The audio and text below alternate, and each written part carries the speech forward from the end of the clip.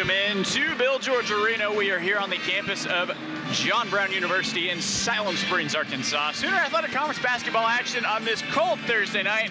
But Ori, it's warm in here. I'm Carter Hinton, joined alongside Ori Phillips. And Ori, what should be a very winnable game for the John Brown Golden Eagles, but as we've learned this season, can't underestimate anybody. Panhandle maybe 0-17, but they played several close games in their last three. Yeah, I mean, they've taken some really close teams, played them very closely. I mean, about a week or so ago, they lost to Langston just by 10, lost to Central Christian by 5, and then they lost to a very talented, red-hot Wayland Baptist team, only by 9.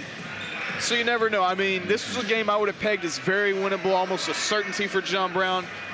But on December 14th, we went down in a road game against Crowley's Ridge, and we lost to them. So you can't ever take anything as a certainty, especially in the Sooner Athletic Conference. Expect the John Brown Golden Eagles to play with that same intensity that we've seen all season long. And John Brown will have a very tough player to face against in junior guard DK Sumo. He averages 14.5 a game right out of Norman, Oklahoma. So stayed in the state, went to Oklahoma Panhandle. Very good basketball player, Ori. And DK Sumo, he's really he may very well be their best player. He's a great shooter, a great defender as well, great at getting his hand in there, getting steals. He's got 42 on the year. He's going to make things very tough on guys like Rokas, on Kyrie Hutchings. JVU, they got to dominate these passing lanes because this Panhandle State team, one thing that they're really good at is getting their hands inside, getting those steals, and creating turnovers. And Zach Waltz actually caught up with Panhandle State head coach Mark Laird. He's in his first season in control of the Aggies. Let's see what he had to say. I'm here at Panhandle's coach, Coach Laird. Coach, how do you feel your team has progressed since you last played JBU? They're playing really hard. Really hard. A lot of confidence on the offensive end and just trying to, keep things off balance defensively by switching our defenses often. And so, yeah, they're working really hard. Coach, what's it going to take to beat JBU tonight? Man, I tell you what, they're tough. They're really tough. The biggest thing is they don't make many mistakes. They're very well coached, very disciplined, lots of great kids. We're just going to have to try to, like I said, switch our defenses, apply as much pressure as we can, try to score in transition, and, keep them off the glass the best that we can. I mean, you guys have got some great players, Luke Harper, Denzier Carnes. I mean, a lot of Rokas is a fantastic point guard, so it's gonna be a big challenge. And Coach, who are you looking to on your team to lead the game tonight? Well, we've been getting great contributions from our two captains, our two juniors, DK Sumo and TC Ellis, both playing with a lot of energy, just making plays. I mean, DK had 6 steals in our game against Wayland on Tuesday night, and he's been averaging about 15, 16 points a game down this last 10 games or so. And so we need those guys to step up, make plays, and provide some leadership for us. So, all right, good luck. Good night, Coach. Thanks so much. Appreciate it. We heard it from the coach there, DK Sumo, averaging about 15 in conference play. Really good player for this Panhandle State team. Yeah, and he's a great player there, offensively, defensively. Another guy you don't want to write off, though, Jalen Williams, freshman guard, but he's gone in right now. One of their top scorers, another really good defensive threat.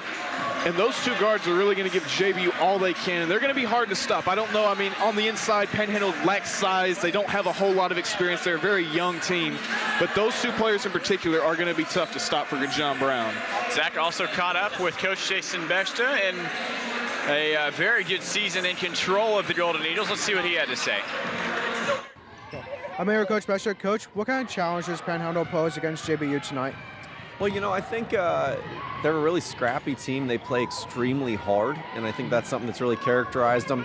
They're coming off of a really close game with Wayland just on Tuesday night that they had a chance late in that one. And I hope that's a wake-up call to our guys to not just look at this and see a record and let up at all, but really to be focused and know we got to come out and be who we are tonight. And Coach, how important is it to control the lanes against Panhandle? Well, they can score in a lot of ways, but they're really good at getting to the basket. And I thought in the first game, they hurt us driving to the basket. A couple quick guards that could get in there and finish or really drew some fouls. So we've got to do a better job of just guarding the ball. And Coach, how important are these last 2 weeks going into a conference tournament? Well, even regardless of outcome, it's all about you want to be your best at the end of the season. And that's what we're talking about all the time, is not look at the scoreboard, but are we better tonight? And we need to see ourselves put together closer and closer to a good 40-minute game, not just playing in stretches. And we want to be at our absolute best, as these 2 weeks are winding down, we head into the conference tournament and want to be able to really make a push at things. All right, good luck, Coach. Thank you. Ori, any final thoughts before we head down courtside? Well, this is a game I think John Brown, they expect to win, but they can't get cocky here. They have to come in at a full head of steam, and they can't get caught sleeping. I think if they play a balanced game, if they play their brand of basketball, don't get too far out of their comfort zone, they should take a win, but Panhandle expect them to fight hard. They want to win. They would be the first team to knock off JVU at home this season, so we'll see what they can do. Going to be a fun game. Absolutely. Carter Instant alongside Ori Phillips here on JVUathletics.com. JVU versus Oklahoma Panhandle State coming up right now.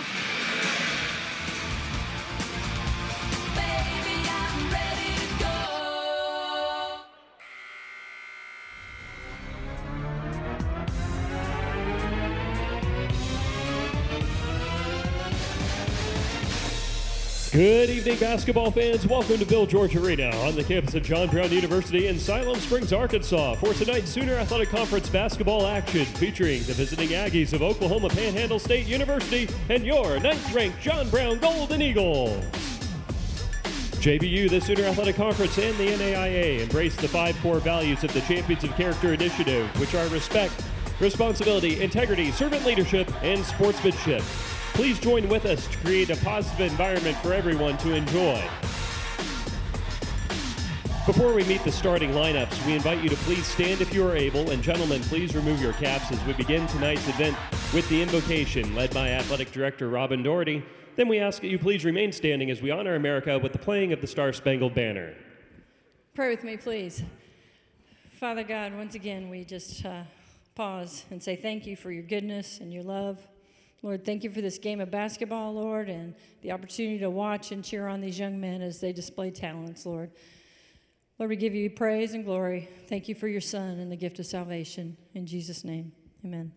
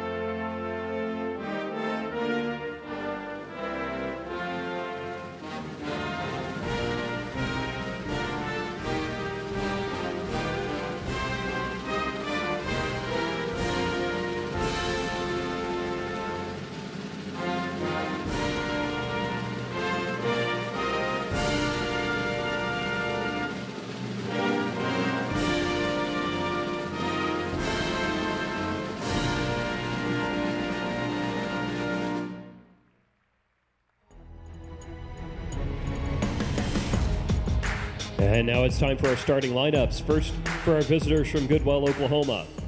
At guard, a 5'10 junior from Norman, Oklahoma, number 0, DK Sumo. At guard, a 5'11 junior from Stanford, California, number 1, TC Ellis. At guard, a 6'5 freshman from Missouri City, Texas, number 4, Austin Chapman. At guard, a 5'6 freshman from Edmond, Oklahoma, number 5, Jalen Williams. And at guard, a 6'4 sophomore from Goodwell, Oklahoma, number 24, Quentin Fankhauser. Head coach for the Aggies is Mark Laird. He's assisted by Isaiah Carson.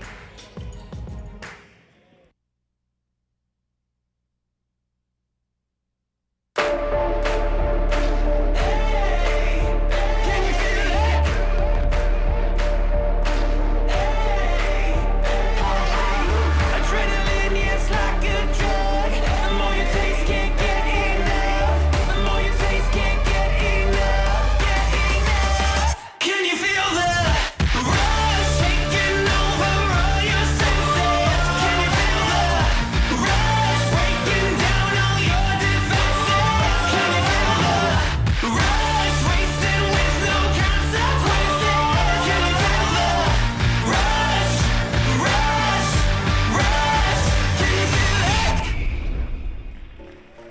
Now get on your feet. It's game time in Bill George Arena, and these are your John Brown Golden Eagles.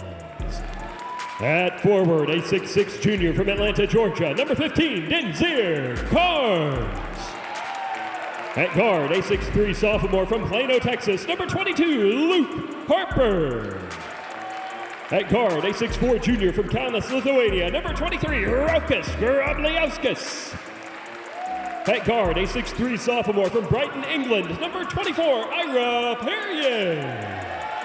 And at forward, a 6'7" senior from Stratford, New Zealand, number 32, Quentin Bailey.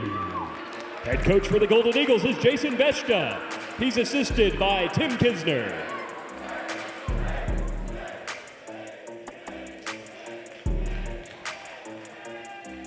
Your officials tonight are Ryan Dennis, Sparky Hamilton, and Blake Thomas.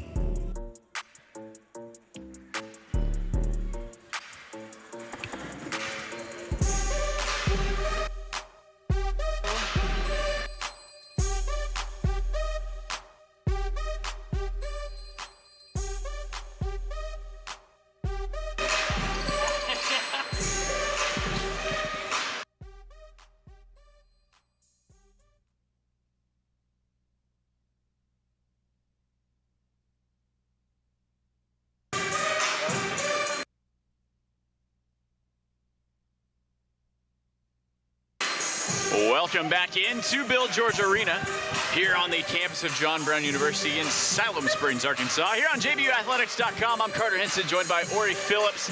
Sooner Athletic Conference action between the John Brown Golden Eagles and the Oklahoma Panhandle State Aggies. If you're joining us in the Goodwell, Oklahoma area, we thank you for tuning in, and wherever else you may be for some Sooner Athletic action. Quentin Bailey wins the tip against Quentin Fankhauser. And we are underway here at Bill George. Ira Perrier on the near sideline. JB wears their home white jerseys, the blue and gold trim. High defensive pressure early on from Oklahoma Panhandle. Denzier Carnes picks up his dribble, drops it down low. That's a pretty big size disadvantage. Bailey kicks it out quickly to Grabliauskas. His three is off the mark, rebounded by Fankhauser. And moving quickly the other way, it's Williams to DK Sumo. And Sumo, the player to watch here for Panhandle State, their best player both offensively and defensively. Jalen Williams sitting at just 5'6", man who plays much taller than that. Here he is, it's Williams into the lane, kicks it back out to DK Sumo. He's their leading scorer, 5 to shoot, out to Chapman. Deep three is no good. Ira Perrier pulls the board down. And back the other way come the Golden Eagles. Across the timeline comes Luke Harper. He'll drop it into Bailey. Again, that's a big size disadvantage on that low block. Bailey, left-handed baby hook, he drops it in. It's 2-0, John Brown. Yeah, and just a gigantic size disadvantage there. Panhandle State, they just don't have many size advantages, period. Their tallest player is 6'6". Bailey, easy bucket for him. Here's Williams. Chapman moved around to T.C. Ellis. They give it to Sumo. We will say Sumo's name a lot. Pulls up, jumper is good from DK Sumo. Mid-range, he shoots a lot, he eats a lot of minutes. Really the best player on this Aggie team. There's Luke Harper. Top of the key, it's Bailey. Puts it on the hardwood, hands it off to Harper. Harper's double team, looking for an outlet, he pulls it down. Decides to shoot it anyway. Off the back iron, no good, rebounded by Austin Chapman. And quickly come the Aggies. Definitely not a team you want the Golden Eagles, that the Golden Eagles want to let hang around. That shot was no good. It was rebounded by Carnes. Quickly in transition come the Golden Eagles. Harper at the top of the key on his left hand. Gives to Perrier. Perrier underneath the basket. Throws it to nobody, but he ends up recovering his pass. Denzier Carnes, open triple from downtown, and it's good. 5-2 Golden Eagles. And Carnes, he's got an outside shot that I don't think a whole lot of defenses respect, and as a result, they leave him open, and he burns them. Yeah, and he's really come on from three-point range lately. Here's Sumo, almost lost the handle on it. To Fankhauser, towards the baseline, he's turned away, got an extra step in there, and that is a travel on OPSU. 5-2 the score, Golden Eagles, 17-16 to go here in this first half. Looks like they're going with the full court press early. We'll see how aggressive they are with it. See a few parents here in the crowd. It's family weekend at John Brown, and there will be a lot of families here on Saturday as JBU plays against Wayland Baptist. That ball's handed off to Rotas Grabliauskas. That shot's no good. It'll be rebounded by Carnes after Ira Perrier knocked it over there. They give it to Harper. Harper's three is good. 8-2, John Brown. Sooner Athletic Conference Player of the Week right there. Hits a long-range one for John Brown, and Panhandle stayed in a type of game where they're going to have to respond very quickly, or the Golden Eagles are going to try to run away with it. That was a string of phenomenal performances for Luke Harper. Chapman around to Sumo. Sumo with that three is good. 5 points for DK Sumo, the only Aggie to score so far in this game. It's 8-5. And Sumo's one of those guys, he's just so hard to cover, a quick player, an offensive threat. Ooh, and not a bad shot for Carnes. He put it up just a little bit too hard, and it rattles out. Get it to Chapman. Now to Sumo with Perrier in his face. Loses the handle on it, puts it back on the hardwood. Back out to Chapman, drives towards the baseline. Kicked out to Fankhauser. Here's Ellis. Ellis bottled up in the lane. They got 6 to shoot. Here's Ellis. Long two from him is no good. Perrier skies up for the rebound. It goes out off of Fankhauser. JBU basketball. No surprise, Perrier's right there on Sumo. They usually have him on a lot of the team's top scorers across the Sooner Athletic Conference, and he holds a lot of top guys in check. We'll also probably see him on J.J. Culver on Saturday. That's a tough matchup. But first, got to go through DK Sumo, one of the top guys on this team, if not the best offensive threat they have. Across the timeline come the Golden Eagles. Denzier Carnes, again, a very similar shot to last time. Saved by Bailey, gets the pass out to Grabliauskas. Nice save. They get another crack at this. It ends up in a three from Denzier Carnes from the corner is good. No slow start for JBU early on. And as you said, you don't want to leave these guys hanging around. They did a little bit of that last time around against Southwestern Christian. They did it against Langston. They want to get this game closed out as quickly as possible. Here's Sumo. He strips Tyra Perrier, who takes it. He quickly brings it up for the Golden Eagles, but they don't have the numbers to really fast break it. Gets to Harper. That triple is well off the mark, but he gets a good carom and collects his own rebound. 20 seconds to shoot for John Brown. They got time here to reset it. No need to rush a shot. If you have an open look, take it. Denzier Carnes at the top of the key, puts it on his right hand, drives in. He goes again, and third time's the charm for Denzier Carnes. It's 13-5. Carnes right now just having a great game, starting out 8 of the team's 13 points early, and we're not even, 5.5 minutes into this one. Here's Sumo. And Sumo, he can't carry the team, so if they want to get in this, they need to get a bigger push from the supporting cast. Ellis with a wraparound pass inside. They get it back out to Sumo. Sumo takes a three, knocks it down. DK Sumo, he's got 8 points. It brings it within 5, and what a player Sumo is. He's really just carrying that team right now as all of their points, but they'll get those buckets any way they can get them. Nice screen there by Bailey, but even better job by Panhandle getting a body on Harper. Carnes gets it down low. Quentin Bailey, they force the turnover. It's Chapman quickly the other way. He's just going to take it himself. Bit of a Euro step. He is fouled, and he will head to the free throw line. 13-8 the score early on. And Chapman just on a high volume of free throws, only 27 on the season attempted, but he's made 21 of them, 77.8%. And Chapman also another one of those key guys there for him. 23 games played, 15 of them starts. Also their third leading scorer.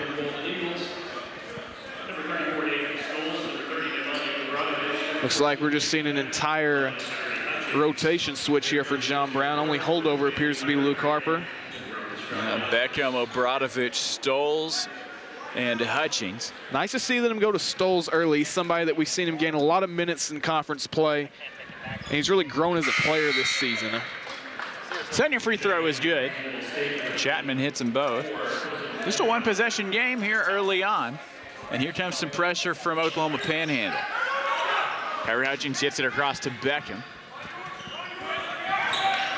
Back to Hutchings. Nate Stoles at the top. To the right side is Beckham.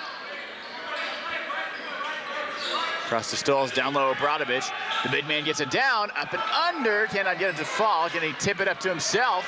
Somehow or another, Nemanja comes away with it, and JB gets another shot at this thing. Kyrie Hutchins, left side, it's Harper. Harper drives in, floater in the lane, kicks it off the glass. It's good. 15-10 Golden Eagles. And it just all started there with Obradovic getting the board. Just uses size to his advantage, and that's something that the Aggies lack. Another shot there for Luke Harper. It just shows us one rebound for Obradovic, but the effort he went to get that one. Golden Eagles lead it by 5. There's Williams. They get it to Jalen Williams. Brett Williams and Jalen Williams both on the floor now. This ball will stay with OPSU.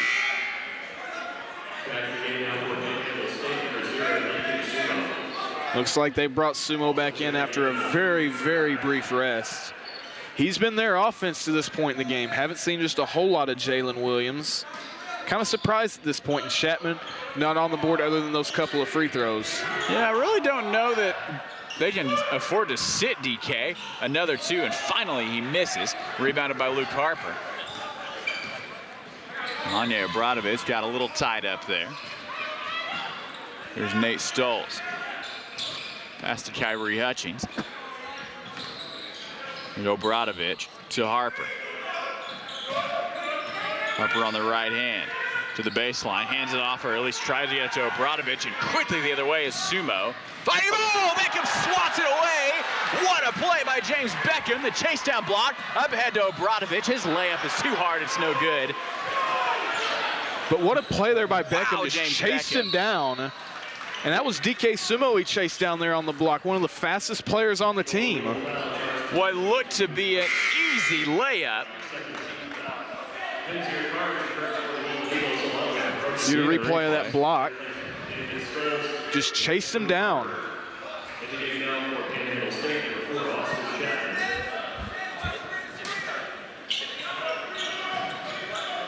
DJ Sumo on the side, or baseline inbound rather. Looks like they're using Beckham as their primary defender here with Perrier on the bench. That's how they used him a lot this season. They got him on Sumo. Sumo again, right hand. This time he won does that not battle. miss. He floated that over Nemanja Obradovic. That's some high arch. He's got 10 of their 12 points early on. It's 15-12. He's keeping them in the game right now. They're only down by 3 points. Very manageable against the 9th-ranked team in the nation. Doing a very good job so far for his guys. Hutchins on the right. Puts it to Carnes. He drops that down to Obradovic. Obradovic had it poked out. Taken away across the timeline come Panhandle, and Jalen Williams lost his footing. That's a travel. He slid a long distance after he hit the ground there. But the Aggies right now just keeping the Golden Eagles on their toes. They're really controlling the passing lanes, doing a good job of winning those battles, forcing turnovers. And that's the thing they're really good at, and that's what will keep them in this game should they continue to dominate that aspect of it. Looks like they're going to stay in the full court. It works for them so far, so they'll keep at it. You know, Panhandle's a team that a shorter bench. They really got to put pressure on. Corner 3, Kyrie Hutchins. That is good. 18-12 after Kyrie knocks it down. That'll space things out. It's on Panhandle now to answer. That floater no good. Beckham pulls it down, and quickly across the timeline he comes. Slows up plays. JB doesn't have the numbers. There's Enzir Carnes. JB trying to get the motion going. Nice play in there. Oh, what a pass in from Grabliauskas. Bailey had it poked away. They get it back out to Hutchins. What about another 3 from Kyrie? A little bit long, but James Beckham fights for the rebound. What a hustle play from James, and he is really paying some dividends for the Golden Eagles. This time another 3. That time it's no good from Grabliauskas. 18-12 it stays. Panhandle somehow kept it scoreless on the defensive end there. And there's a foul on the floor. I believe it'll be on Grabliauskas.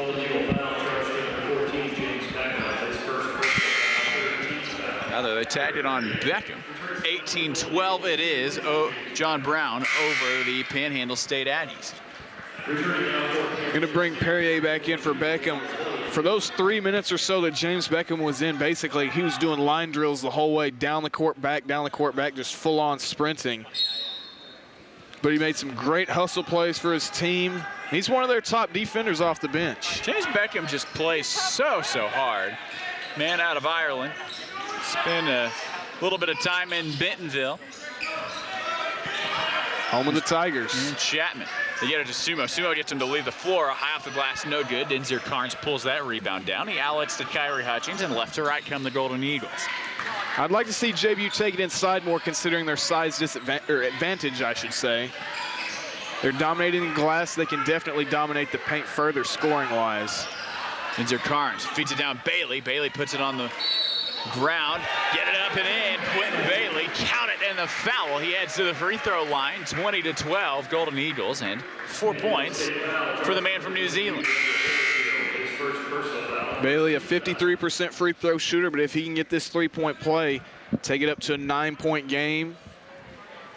The Aggies right now, a lot of pressure on them to get things going offensively. Aside from DK Sumo, I mean, nobody's really taken off for them. He's got 10 of their 12 points. The other 2 points are off of free throws.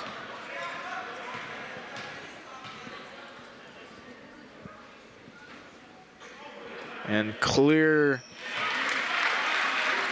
Big man hits his three-point play. JBU back up to 9. They were only led it by 3, and it's a 6-0 run.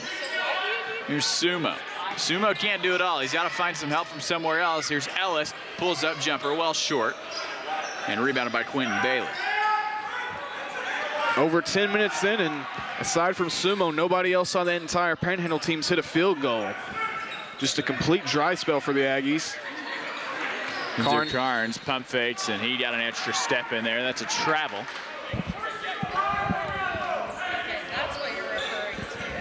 9.5 to go here in this first half. It's a 9-point lead for JBU. Considering how the Aggies have played offensively, you have to still like where they're at. 9 points still manageable, but they got to get the rest of that offensive unit going. DK Sumo at the top, puts on his left hand, high off the glass, rattles it home. What a player DK Sumo is. 12 of his team's 14. He's already nearing his season average, and we're not even out of the first half. Mr. Do-It-All, DK Sumo. Probably Alcius, drop down low. It's the low block, it's Bailey. Spin move, up and in is Bailey. Great play. Moves a lot quicker than you would think, given just how much size he has underneath. And the two starting big men combining for 15 of their 23 points so far, really just using what they bring in the paint to their advantage here tonight. Here's Ellis. Ellis on the left hand, weaving his way through. Kicked out to Chapman. Chapman saved the pass there. Here's Brett Williams. Trying to find an opening. Ira Perrier comes away with it, and Ira backs it out of trouble. Gets the ball to Denzier Carnes. He brings it across the midcourt line. James Beckham looks like he'll be back in for the Golden Eagles. There's Rokas Drabliauskas, just kicked out to Perrier. That pass is far too tall for Perrier. Picks up the ball, and they'll start over. 13 to shoot for the Golden Eagles.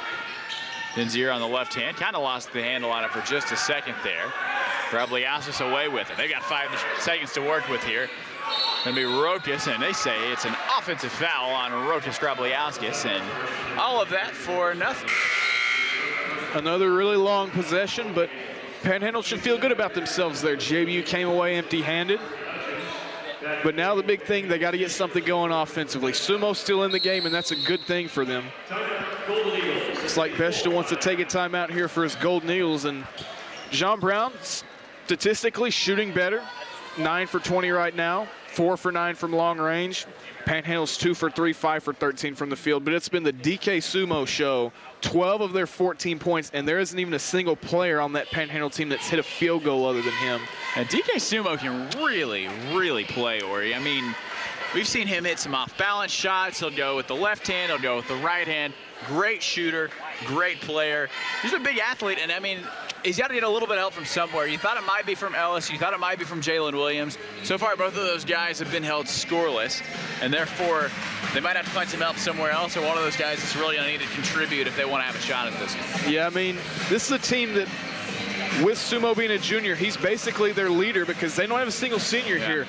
So he's really been leading the charge for them, but even then, Ellis, Williams, I mean, Chapman, you want to get those guys involved, and if you're John Brown, you want to keep doing what you're doing. Apply the pressure on Sumo, because if it wasn't for him, we'd probably be having a similar start to what we had in the women's game where they got up, 26-6 after the first quarter. So right now, I mean, Sumo's the one keeping the Aggies in this, but You have to recognize that and get it to other guys on the floor and give them chances to succeed.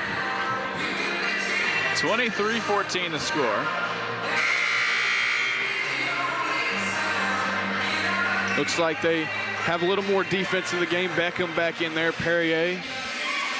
You know, Ori, I really love when Coach Besta runs both of those guys, because Beckham and Perrier on the, also Denzier Carnes, all on the floor at the same time. That has to be one of the best defensive alignments in the NAIA. Just three really tough guys, especially James Beckham, especially Ira Perrier. Looks like they're going to have Perrier covering. There's Beckham right there. That one out, almost comes away with it. Looks like right now they got Perrier on Jalen Williams, Beckham on DK Sumo.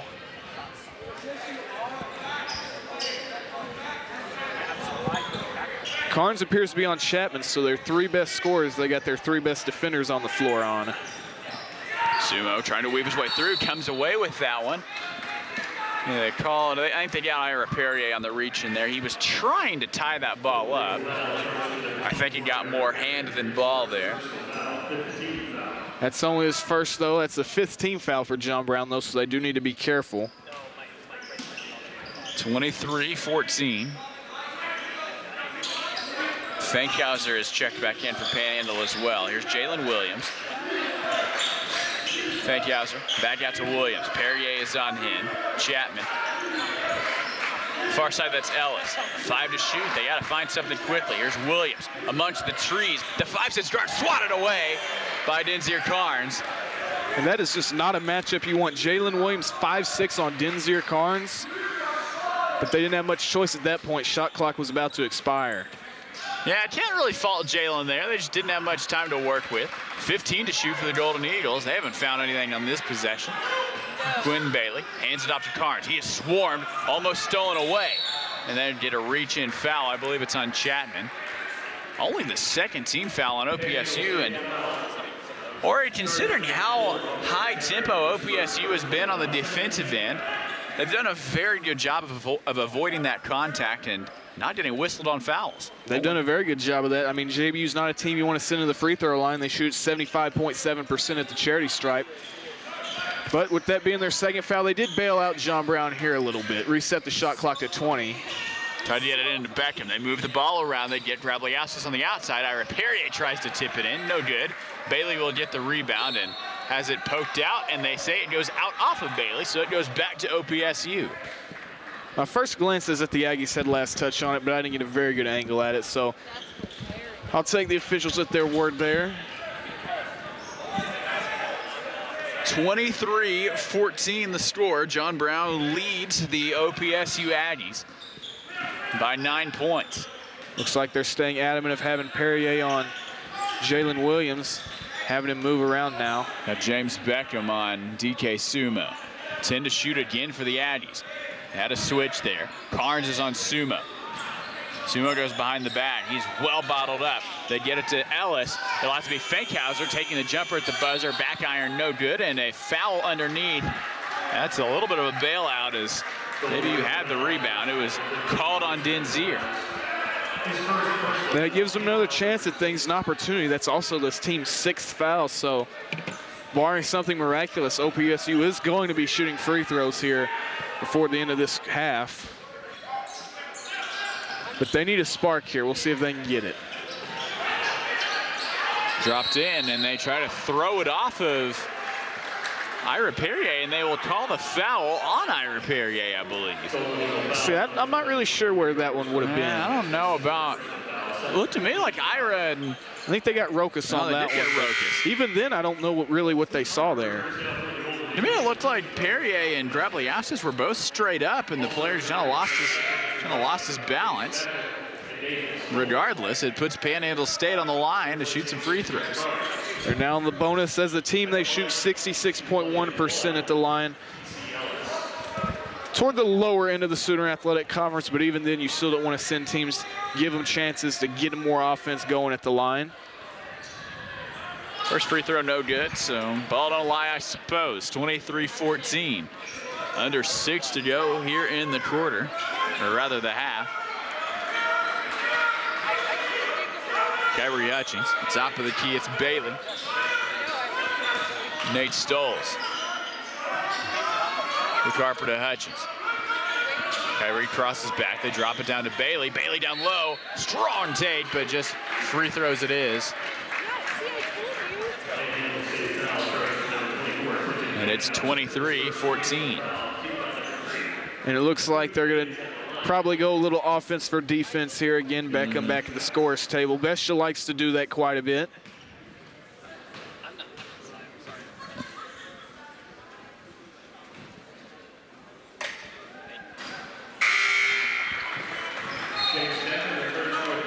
First free throw is off for Quentin Bailey. No surprise there. Luke Harper takes a seat. Want to get some defense back in there and maybe save Harper a little bit later. Maybe make a final push here in this half.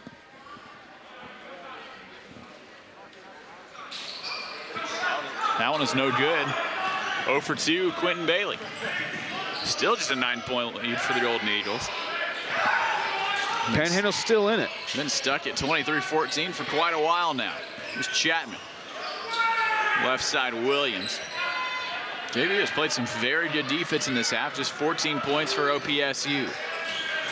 Down low it is. It's Ellis. Ellis finishes. That's his first basket of the game. Makes it a 7-point game. It was almost 15 minutes is what it took for a player not named DK Sumo to hit a field goal for the Aggies, but they're still in it. Only down 7. They have to like where they're at. If they can get some stops, the two best shooters for John Brown are off the floor, Carnes and Harper. Down low, it's Bailey. It looks like he was going for the flush there, and a foul. He'll get another shot at things. He missed his last 2, but if he can get these, that'd be big for John Brown. They're trying to get some separation here. They haven't been able to get it. Panhandle State has hung around.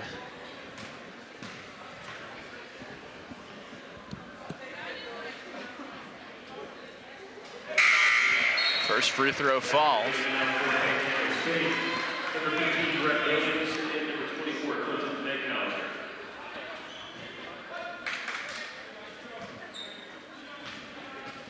And Fankhauser also checked back in. Fankhauser stayed right at home. He's from Goodwell, Oklahoma. He gets the rebound there, but they will say he stepped on the line, and back it goes to the Golden Eagles. Looks like they do want more offense back on the floor.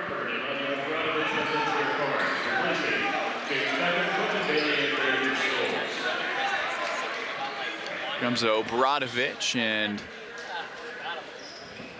Perrier back in as well. There Perrier gets it into Luke Harper. 4:48 to go here in this half. Back to Perrier. Carnes thought about the shot, tried to feed it down to Obradovic. Pass was just a little bit too hot to handle, and it's Sumo. He crosses back to Chapman. Sumo on the left hand. And they move it around to Chapman. Sumo at the top. Back Williams. Here's Ellis. Ellis with a jump stop. What a pass from Ellis to Fankhauser. Swatted away by Obradovic, but it is a foul on Obradovic. And 2 more free throws incoming. This time it's for Fankhauser.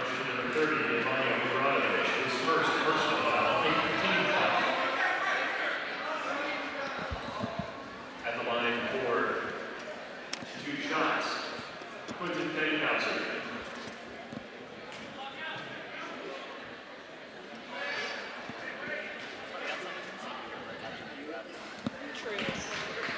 First free throw good for Fankhauser. And OPSU has played so well on the defensive end, really preventing JBU from getting into any sort of rhythm. Here's more high pressure. They only trail it by 6. Kyrie Hutchins, they get it up ahead to Ira Perrier. Manya Obradovic was there in the area. Kyrie Hutchins near the baseline. Passed out Harper. Deep 3, top of the key room. Harper, it is good. That's a big shot for the Golden Eagles. They're back up 9. And that was just a huge shot there. Harper going in, getting it to go. When Panhandle was only down 6, that, I assume, made them sweat a little bit. Get some space back out. John Brown, they need to build on this lead before they head to the half. If you give them if you go to the locker room and Panhandle's only down by 5 or 6, that's a big thing there for the Aggies. Do not want to give them any momentum, and you don't want to let any team in this conference hang around, much less a team that's looking for a big road win against the number 9 team in the country. 27-18, they come away with it. A Tyra Perrier, some numbers, they have to pull it back. Thought we might get another Ira Perrier highlight. Instead, we get a 3 from Dinzier Carnes. Long 3, no good. Nemanja Obradovic pulls it down. He gets it to James Beckham. Beckham will have to pull it out. 17 to shoot for the Golden Eagles. Underneath, Obradovic, an easy 2 there is good. 29-18, 2 big buckets for the Golden Eagles, and they're up double digits. And these are the type of games that Nemanja Obradovic, he's bound to dominate. He's the tallest player on the floor, standing at 6'9", just uses his wingspan to his advantage and just goes up and gets it. He got the board, kicked it back out. Surprised he didn't just put it back up, but they got it back inside to him, got open, hit the shot. Now 11-point lead, space things back out for the Golden Eagles. Now they can kind of breathe a little bit. Panhandle, though, they're motivated. They'll want to come back into this thing and still looking for conference win number 1. But John Brown, meanwhile, this is a huge game for them, actually. If they want to have a shot at maybe a regular season title there, get number 1 in the conference standings going into the tournament, they need some wins. They got 2 tough games next week on the road against a couple ranked teams. Got Wayland Saturday. They need to win here tonight to give them confidence going in, and this is a Golden Eagles team. They've had a lot of slow starts as of late. This one was really no different, but they got to close this first half on a high note. Don't let Panhandle State get any momentum, get on any type of scoring runs. Biggest thing here, shut down DK Sumo. 12 points in this first half, really just leading the charge for that offense. Don't give him any chances. Don't give that team any hope going to the locker room. We'll see what they do here. Not surprising that they keep out Carnes and Obradovic for height purposes, Perrier, Beckham for defensive purposes, and Hutchings is a tough guy just to guard, period. Got the long-range skill, one of their fastest guys. I like the rotation out here right now that Coach Besh has got. We'll see how they can make a push. Last 3.5 minutes, it's going to be crucial for the trajectory of this game. DJ Sumo has been pretty quiet the last few minutes. Maybe he has kept him pretty quiet. They lead it by 11. Williams, Brett Williams rather. Sumo back around to Brett Williams. Get it to Jalen Williams. Kicked around Sumo, crossing it up. Kick back, deep 3 from Brett Williams, no good. Rebounded by Dinzier Carnes. And that's the risk they took with covering Sumo like they did. It left him open there, but risk paid off. Brett Williams couldn't hit the open 3. What a screen from Dinzier Carnes. Inside goes Beckham. Rebounded by Obradovic, who goes back up with it. And Ori, there is that height again. Obradovic pulls it down. The big men tonight for JBU are really feasting on this Panhandle defense. Carnes has 8. I think Bailey has 7 or 8. And Obradovic, he's got 4 all in the last couple minutes. Williams. Get it to DK Sumo. Sumo has been pretty well guarded the last 5 minutes or so. That one's taken away. It's Dinzier Carnes. Up to Beckham. Beckham will take it himself with the right hand, no good. And up, tipped up and in by Ira Perrier. Great follow through for Ira. It's 33-18 and a charge the other way. Offensive foul. These last couple of minutes, the momentum has gone full scale back to John Brown. It's all Golden Eagles at this point. 9-0 run since Panhandle cut it to 6. It's now a 15-point ball game. And Jason Beshta, offense for defense yet again. Luke Harper checks in. See if more of a press comes out again for Panhandle. Looks like it'll just be Chapman that comes up. Just letting them know they're there. That didn't even apply any pressure. Grabligowskis kicked out. Dinzier. Luke Harper. Weave it around. A little bit of a game of hot potato. Ends up in a 3-pointer for Luke Harper. That shot is off the mark. Sumo brings it across the timeline. He has been pretty quiet. He had 12 of their team's first 14, but they've just got 18 points after all that. There'll be a blocking foul, I believe, on Dinzier Carnes. Looks like free throw is going to be coming up here. That's the 9th team foul for John Brown. That's Carnes' 2nd foul. Got a couple Golden Eagles in the lineup with 2. Carnes, Luke Harper, Rokas Grabliauskas. TC Ellis going to the line here. Missed his first free throw, first and only free throw on the day. See if this one's any different. First one goes for TC. TC Ellis, another one of their key guys, a junior, one of the leaders of this team. Haven't had him all season long, only played 11 games, started in 9, but when he's on the floor, they're much better with him there. Just hasn't really gotten activated in this one, only 4 points. Across the timeline, Grabliauskas loses the handle on it. Here comes Sumo. 33-20, Sumo takes it himself. Ooh, and they call a foul. And that's a tough one, just Sumo was a little bit out of control there. If that's on Grabliauskas, that's his third. That's number 3 for Rokas. That's third personal on Rokas. Puts the Aggies in double bonus. And that does send DK Sumo to the line, 75% free throw shooter. Chance to lift this team even further. I don't think they can cut it to 6, but if you're John Brown, you want to end this half, get the stops and expand this lead further. Looks like they want defense on the floor. Rokas being in foul trouble, the prime candidate to take a seat here. And Perrier, he's had a really good game. He's not the type that'll blow up the scoreboard offensively, but I mean, he's been on DK Sumo a lot of the way since he had his hot start, and he's really held him in check. Those were his first points, as you said, in quite a while. And drops them both. The lead is 11 for the Golden Eagles.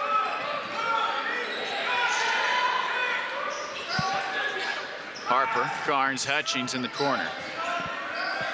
Kyrie quickly gets it away. Panhandle leaving him out of the paint right now. Oh, what a pass from Kyrie Hutchings underneath Ira Perrier. What a feed from Kyrie. Spoke too soon there, and they go inside. Big possession here for the Aggies. TC Ellis. Jalen Williams, 13-point lead. It's Fankhauser. Nice move by Fankhauser, a bit of a drop step, drops it in. Fankhauser there just took it to Bailey and got it right over him. We'll see how John Brown can answer back. Panhandle should get the ball back, barring an offensive rebound, though. Let's see Ira Perrier for 3, no good. There's the offensive rebound. It's Bailey. He goes back up with it. An awkward shot. It was tough for him to get that one up, but he drops it in. 37-24. The big man's got 10. What Panhandle needs to do here now, hold to the last shot, set something to free up DK Sumo, get him a chance here to get the lead. Here's Chapman, deep 3, no good. JB's got 3 seconds to work. They might get a shot up here. Deep 3, half court, that's well short. Ori, all I want to do is call one half-court shot that goes in at some point in time. 37-24 it is, a 13-point lead for the John Brown Golden Eagles. And Ori, what did you see in that first half? A little bit of a dogfight there for a little bit, but 13-point lead for the Golden Eagles. Yeah, I mean, it was a great performance, I'd say, by Panhandle State, given what they were working with. I think DK Sumo hit a great first half of play. I think on that last possession, they should have tried to free him up a little bit, give him a chance to bite that lead down a little bit, take it down a little bit there. But overall, a good first half for Panhandle. You just got to get that offense involved. They didn't really do that. It was all Sumo, and that's not something you want to see. Just a lot of free throws. That's how a lot of those guys for Panhandle are on the board, just not much in the way of field goals. They just haven't been able to match. They've gotten some good defensive plays. They forced JBU in bad spots. I mean, they had 6 steals in the first half. You just got to put it all together. Pair the stops with buckets, and they didn't do enough of that in the first half. 37-24 the score. JBU leads it by 13. Ori will be back here in just a few minutes with some stats, but we're here on JBUathletics.com. 37-24 the score here between the John Brown Golden Eagles and the OPSU Aggies.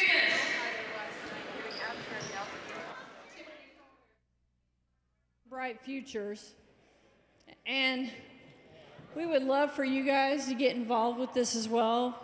Okay, this is the Undie 500, which we're trying to provide clean new underwear for students in Siloam Springs schools who don't have them or have different situations that cause them not to have some. So I'd like to challenge you guys to think about underwear is not cheap. I get that. But if maybe 3 or 4 of you together would kind of work together and figure out a way to maybe give up a cup of coffee and go grab a package of underwear for us so that we can bless the kids of Siloam Springs. So think about that, okay? All right. Hey, Tiffany, tell us real quickly, you've been in this role since August. So what are you seeing when these needs are met? So we work closely with school counselors and school nurses, and they're the ones kind of on the ground level assessing student needs. And really, it could be any situation that a student is going through. But our goal at Bright Futures is to make sure that their basic needs are met in the classroom so that they have the freedom, ability to just really perform both academically and socially at a level that allows them to just feel comfortable and relaxed in that environment. So kiddos can be coming from lots of different situations. That might be a situation where might be a crisis situation in a family. It might be a student in transition. It can be, environmental, like we had the tornado this fall that displaced a lot of families, a lot of belongings that we were able to help out with. So there's just a lot of different situations that we deal with. Yeah, good. All right, so we want our kids in Siloam to be clean and confident so they stay in school and in class. How can we hear more about Bright Futures? You got social media and about needs you have. So you can check us out on our Facebook page if you'd like. That's where we're most active, and we do, anytime we have a need, a lot of times we'll post that on there that a kiddo might have, but we sometimes partner with community groups, organizations to be able to just provide those needs in advance so they're there when we know that they come up. Perfect. So I need some underwear in this barrel by Saturday, if possible. And hey, for all of those who want to follow Bright Futures on Facebook, you'll see their ongoing needs as something comes up. All right, Tiffany, thank you so much. All right, we have our intramural championships tonight directly following this game. So parents, I ask you to keep your children off the floor immediately after the game because we're going to immediately start the intramural championships. But we have a three-point contest for two of the guys from the two championship teams that are playing tonight. And we're doing 1 minute, and they can have 5 shots from each dot or 1 minute, whichever goes first. All right, who's going first? My name? Jonah. This is Jonah Greathouse. He's here from Siloam Springs. He's going to go first. No, so we're going to have to catch it. Jonah, at 10:30, you're going to start, okay? 5, 4, 3, 2, 1, go. Here we go. Cheer him on. Come on, Jonah. Give him some music.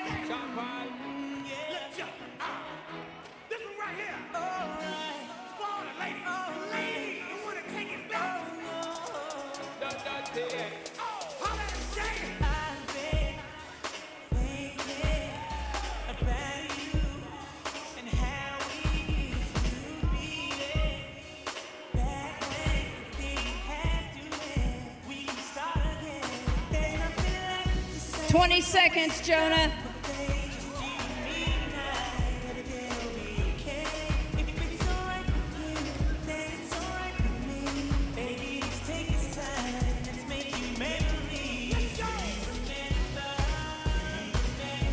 "10 seconds."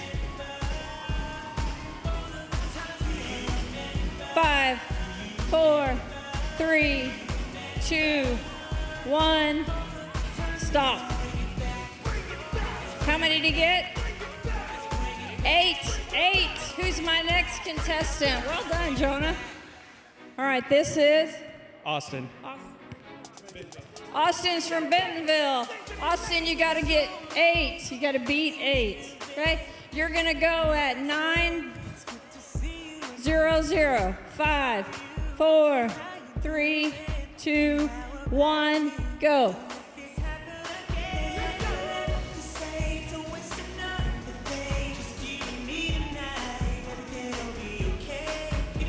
Come on, Austin.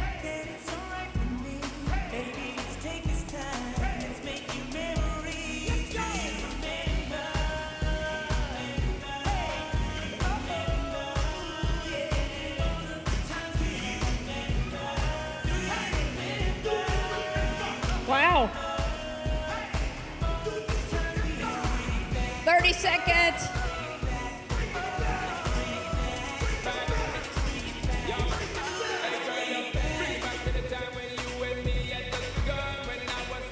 15 seconds, Austin. Welcome back for the halftime report here for this one. John Brown off to a fast start. Has the lead after the first half, 37-24. It wasn't always quite that fast of a start for them, but they're shooting at a very high 15 for 32 from the field. Meanwhile, Panhandle State hasn't had a whole lot going, 7 for 19. Big reason why John Brown's ahead is what they've been able to do inside. We've seen a lot of big men there for John Brown going in, getting those tough shots. Quentin Bailey, he leads the way with 10 points.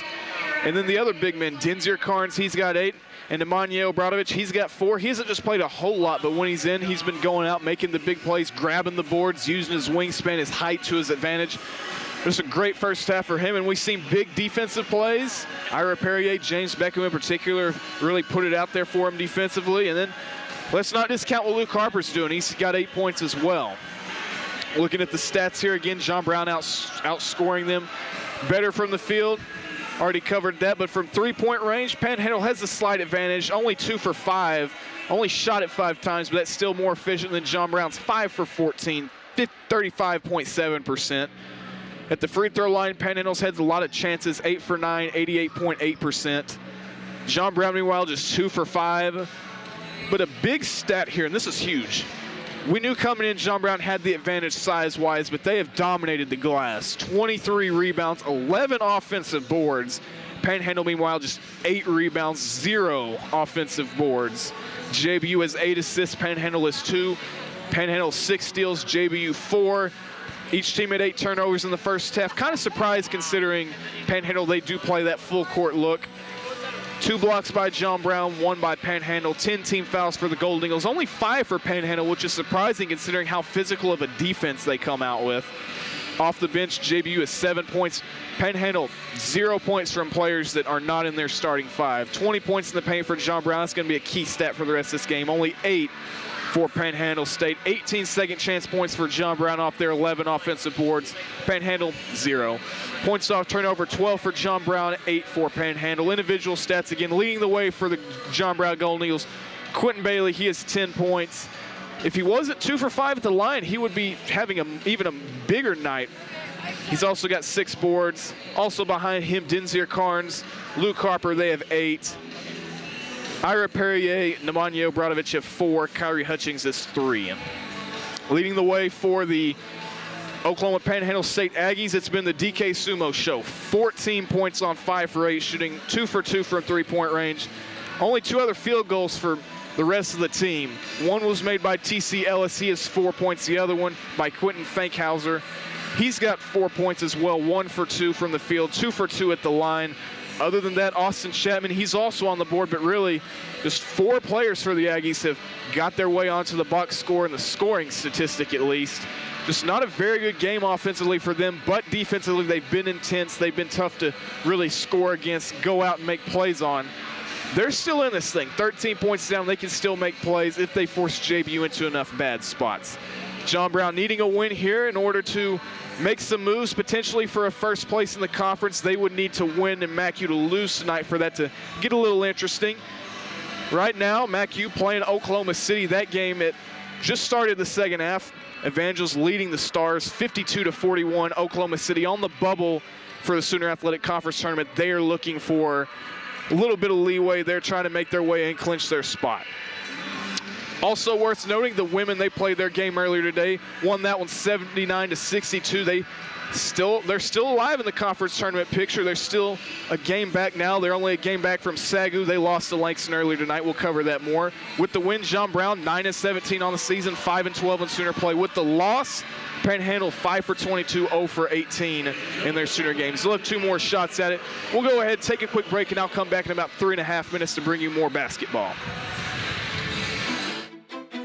Imagine it's 1937 and there is no March Madness. Dr. James Naismith, Emil Liston, and Frank Kramer wanted to do more for the sport they loved. 83 years ago, they founded the NAIA Men's Basketball Tournament. That year, Kansas City began its 75-year run as the home of the NAIA Championship.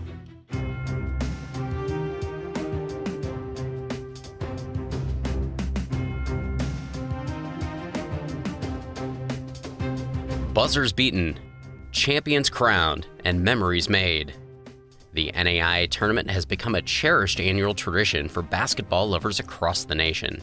We're very fortunate to have James Naismith, the founder of basketball, as one of the founders of the NAIA. He, with two other gentlemen, decided that as Municipal Auditorium came online in 1936, they needed to start a basketball tournament in that building.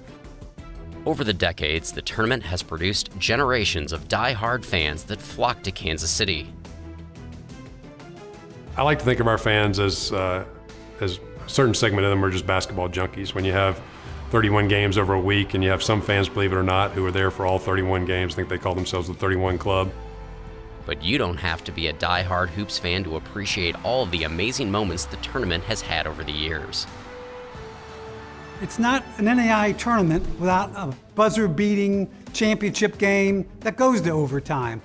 My favorite #1 memory and moment was in 2007, the 4-overtime game that Concordia beat top-seeded Robert Morris of Chicago. Overtimes 1, 2, and 3 were all set up by a buzzer-beating shot. Double clutches from... Oh, goes! But not all of the NAIA tournament's contributions to the game of basketball have come on the court. In the 40s, the NAIA tournament became the first to feature a black student athlete, Clarence Walker of Indiana State. John Wooden, he was coaching at Indiana State at the time, and they were part of the NAIA, and so Coach Wooden had an African-American student on his team. When he qualified for the NAIA tournament, Coach Wooden said, well, if Clarence can't participate, then I'm not going to bring my team. Fast forward, fortunately for the NAIA, to the next year, and Indiana State qualifies again. Similar conversation, but this time the NAIA had done the legwork to make sure that it would be an integrated tournament in 1947. And so, by all accounts, Kansas City did a terrific job of welcoming the team, and after that year, then it started to become a much more integrated tournament.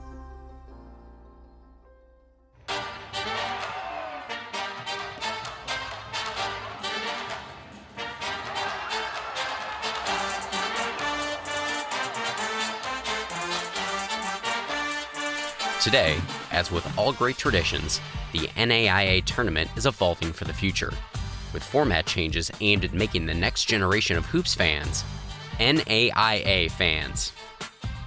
I think the future is going to be interesting with this new change. I think the future is still going to go on for another 80 years.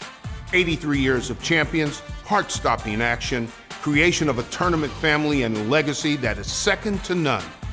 And we're only getting started.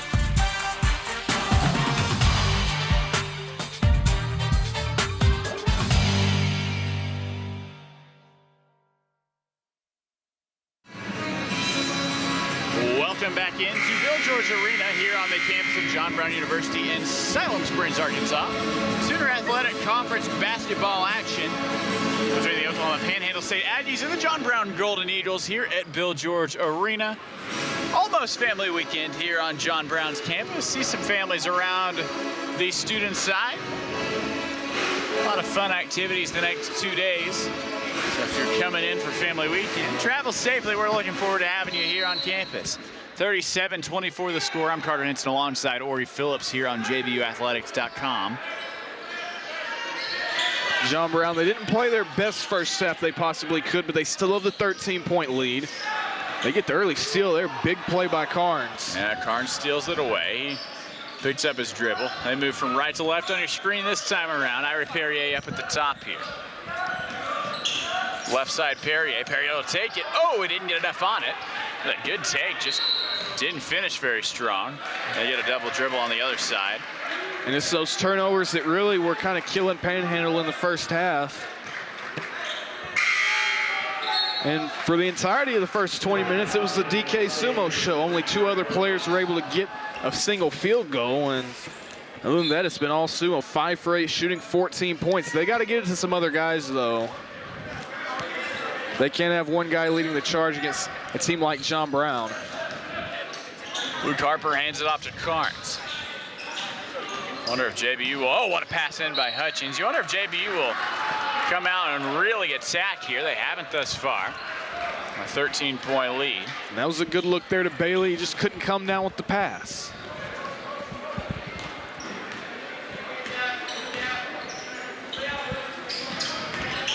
Up ahead, Ellis picks up his dribble, tries to drop it into Fankhauser. Luke Harper almost steals it away, and they call a foul on Fankhauser. It'll be JBU basketball. And Panhandle did a surprisingly good job of staying out of foul trouble in that first half. We'll see if that changes here in this one. John Brown is not a team you want to send to the free throw line. But Panhandle playing a very physical brand of defensive basketball, it could very well happen. Perrier at the top. Carnes to his left. Kicks it out to Harper. Harper on the baseline. There's that floater. No good, but rebounded by Bailey. And that height for JBU just really, really coming into effect here.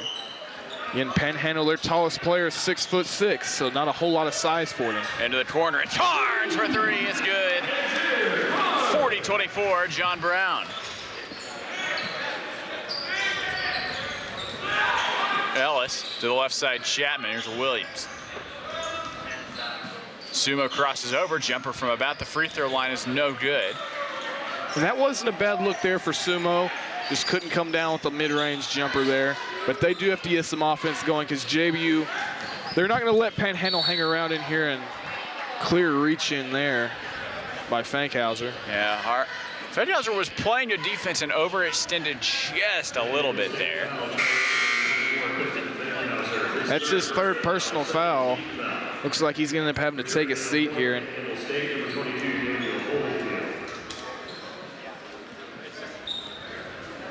Inbounded to Harper.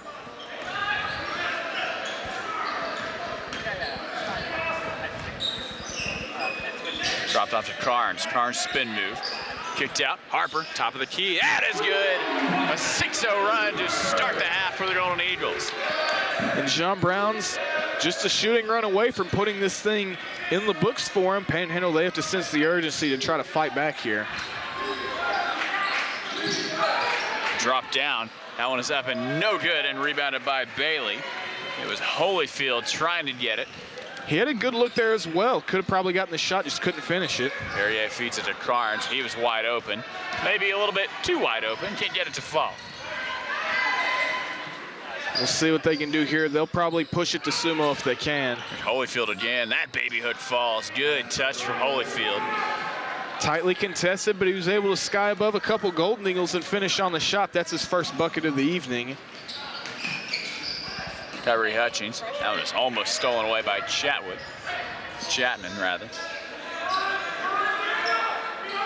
Dropped in Bailey. Double team.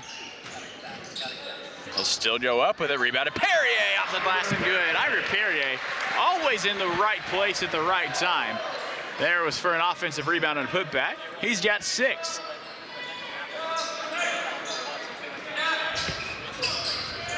Chapman. Around to Sumo. Sumo on the baseline. Double team down there. Get it back to Chapman. Triple from the top of the key is long off the back iron. Rebounded by Denzier Carnes. Up ahead to Kyrie Hutchings. Across the timeline come the Golden Eagles. Picks up his dribble. Fires a bounce pass into Bailey. It was tipped away, and he kind of gets it back away. Kicked out Harper. Pump fake, behind the back, step back. Oh, drops forward and cannot get it to fall. But Bailey pulls it down. Baby hook is good. 47-26. Golden Eagles have opened it up. It's a 19-point lead. John Brown's just killing it on the boards, just dominating that second chance point stat. They got 23 second chance points in this one. Dropped into Holyfield again. They run over Luke Harper as Chapman kind of lost control of his body there. Or rather, that's Ellis that lost control. And this game slowly but surely just falling right into John Brown's hands. Panhandle was able to stick with them for a large part of that first half, but Golden Eagles trying to run away with it here. They could push this lead even further. They're already up by 21, I should say. Grubbly House is bringing the ball up for the Golden Eagles. It's Ira Perrier. Quinn Bailey. Bailey's got some space. He'll take it in. He lays it up and good. Wondered for a second there if we get a repeat of that Perrier dunk from the other night. Had to open coverage there, but I guess Carnes was in the way a little bit. Couldn't dunk on your own teammate. JBU has opened it up. I don't know, Jake Cottle did it on Brenton Toussaint once upon a time. Brenton Toussaint just happened to be in the area. To the left side, it's Ellis. Top of the key, Williams. OPSU needs to get something going quickly. They're down 23. That's no good. Rebounded by Carnes. Harper up ahead. Bailey again. Soft touch from Bailey. He's got 16 points. JBU is scoring at will. Timeout. OPSU. It is all Golden Eagles here in the second half. And Coach Laird, he's got to get something going because this Panhandle State team has just lost whatever edge they had. They're not getting down the court quick enough. I mean, they got outrun there by Quentin Bailey, and he was right there ready to go for the shot. And they just couldn't get back there. Transition defense was just terrible. They got to get something. I mean, down 25, a large comeback is what it would take. Right now, John Brown just in prime position to snag a win.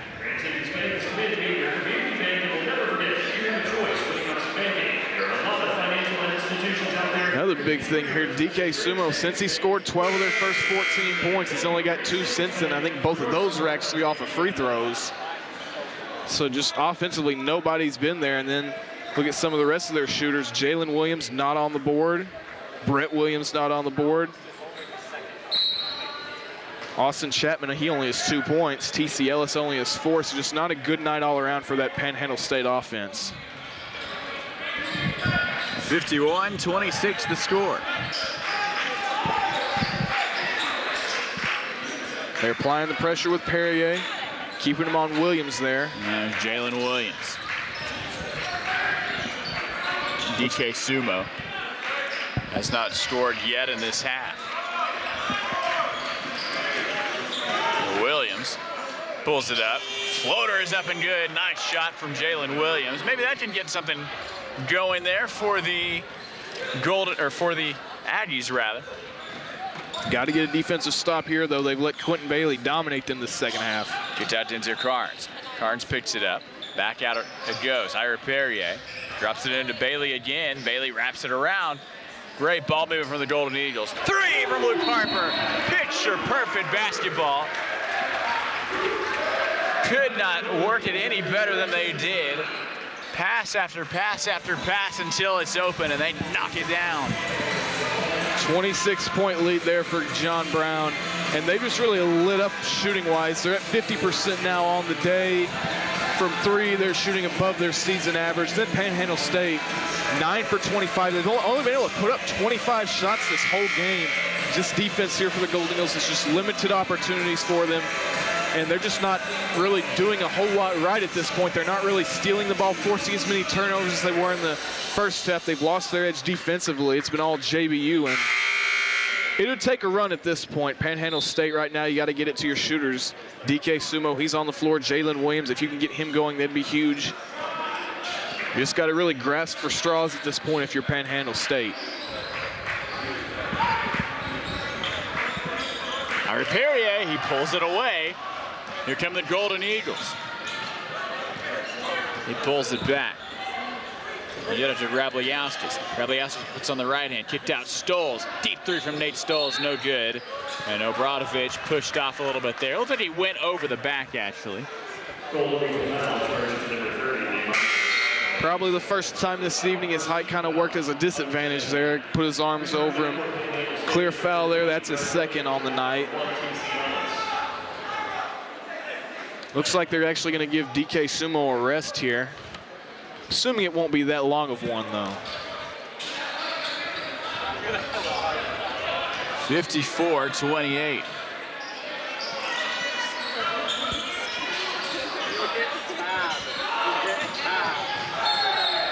A definite charge. That time it's on Chapman. Kind of lowered that shoulder and dropped it into Stoles.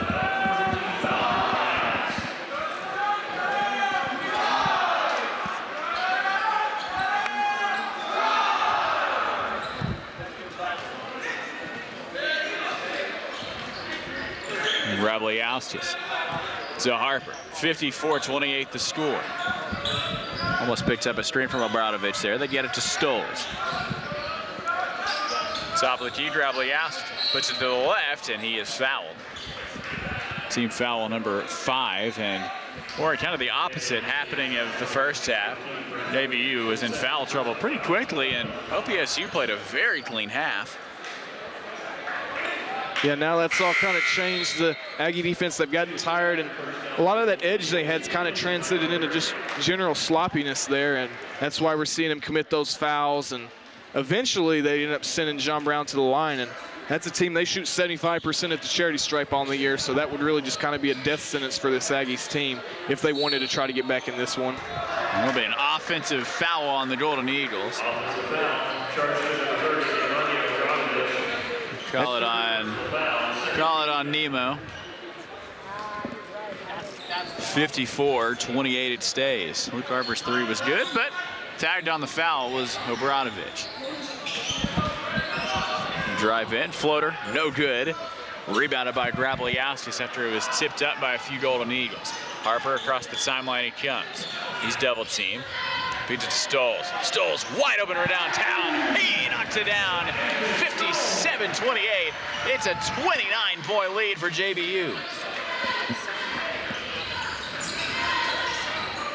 And Cameron Ray, he picks up his dribble to Williams. JBU pretty much has this one in hand. Nice move by Ray. Pulls up, jumper rattles on home. He's a freshman. This is a very young team. I have to think if they can get all these players to stay, and there's Grabliowski. That's his 4th foul. Yeah, he and Ray kind of got tangled up there. You have to think, if OPSU can get a lot of these freshmen to stay around, this is a very young team. Yeah, and this is a team that, I mean, last year I think they swept the season series against John Brown, didn't they? I believe so. I know it was one of the best games we've seen OPSU play in the conference in their 3 years here. They played very well here at Bill George. Yeah, Panhandle State, I mean, they just had it tough. They lost their coach. Looks like that's a charging foul there on Williams. Yeah, Williams, I think, kind of dropped his elbow a little bit there. But yeah, this Panhandle State team, I mean, they went through a long dry spell in late 2000s, early 2010s, but these last couple years, they really started to make a comeback. I think last year they finished 16-14, but they lost their coach, Aaron Coombs, left for a D2 job, NCAA. Just kind of had a rough year. Drop down low to Beckham, tipped up and in by Obradovic. Of course, this is just the 3rd year OPSU has been in AIA. They were a D2 team, made the switch. First year had some really big size, had some D2 holdovers. Yeah, and this is a team, I mean, presumably if they can keep a lot of these players, they'll have Sumo back next year. If they can keep Jalen Williams, those are 2 really good pieces. And they'll be back to where they were, last season in no time, I feel like. And Coach Laird for that team, he was the top assistant at Southwestern Christian when they were having some really good years. So if they can keep a lot of that core group intact, they'll win a lot more games next season and the year after, presumably. Just very young, a lot of kinks, and in a game like this, I mean, they were outmatched against John Brown. Size disadvantage, experience, and they played a good game overall comparatively, but John Brown just the better unit. Williams almost has that one taken away. They get it to Sumo. Sumo fires. Oh, what a shot from DK Sumo. He was contested, still knocked it down. And then there's a reach and foul. This time it's on Chapman, and that'll put JBU on the free throw line with 11 minutes to go. That'll give John Brown a chance to work on their free throw shooting a bit. Looks like I think that's Carnes going to the line. He's one of their better guys at the charity stripe. By far getting the most work in that stat. 135 free throw attempts going into tonight. The one with the next most, Luke Harper at 93. So we see Carnes a lot here, and he's able to convert a lot, 114 of 135. Got that one right there on his first attempt of the evening. And it's just been a good all-around game for the Golden Eagles. I mean, we see multiple guys here in double figures. Bailey, he's got 16. Harper's got 14. Carnes now 12. Probably going to see some more players as well get in that range. Nemanja Obradovic will probably end up in that area. Just a great all-around night for John Brown. Gets the second one to fall. Here's Sumo. Sumo picks up his dribble, goes back out to Chatman. Here's Williams.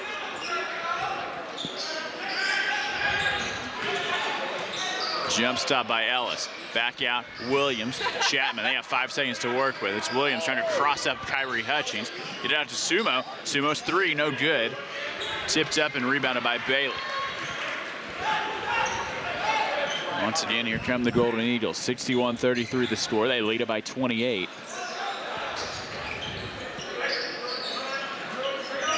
Inside Bailey. Fired out. Kyrie Hutchings saves that pass. It was a little bit long. Hutchings pulls it up. Jumper. Good from Kyrie Hutchings. 30-point lead. Golden Eagles.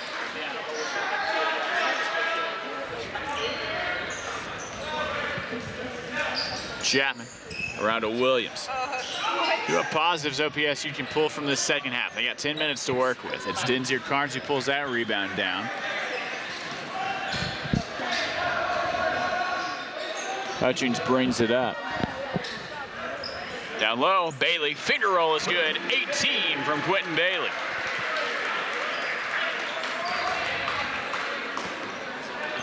.32 lead, John Brown. It's been a dominant performance from Quentin Bailey, leading the way. And that was a huge mismatch. I mean, he's got the strength, the size. There wasn't going to be anybody, I don't think, on that Panhandle State team that could really match up against him well. Nice three-pointer there. Yeah, from Ellis. It's TC Ellis. He drops it in. His first 3 of the game. Kyrie Hutchings, across the timeline he comes. To his right, inside to Beckham, and Beckham cannot get it to fall. Thought James Beckham might try to throw that one down. It says talk to you. I had my Beckham going to the line. Not on the board yet, but he's been one of their defensive MVPs here. Really, that's been kind of what he served as this year, probably their best defensive player among their rotational, their role players. He served that purpose tonight. And I have a feeling we'll see quite a bit of him as well against Wayland. J.J. Culver, he's going to be a tough guy to stop. So they'll try to have a big rotation of guys coming in to cover him. Perrier, I think he's going to be the main one, but would not be shocked to see James Beckham get some reps against him as well. Second free throw falls. 67-36 on Beckham's first 2 of the game. Here's Sumo. TC Ellis.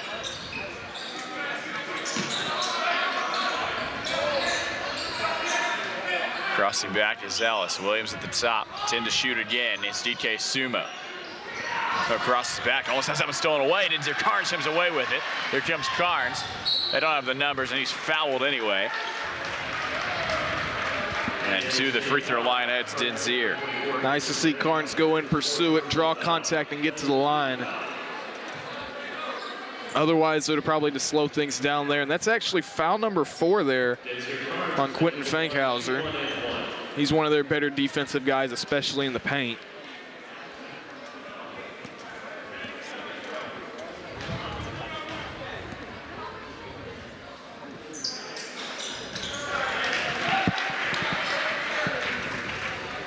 First one falls for Denzier. He's got 14, and Ori a pretty balanced scoring attack for JBU this evening. Yeah, I mean, we've seen the offensive threats go out and score. You know, Bailey, Carnes, Luke Harper, they've all had great nights. And then the defensive guys, Perrier, James Beckham, they've made plays.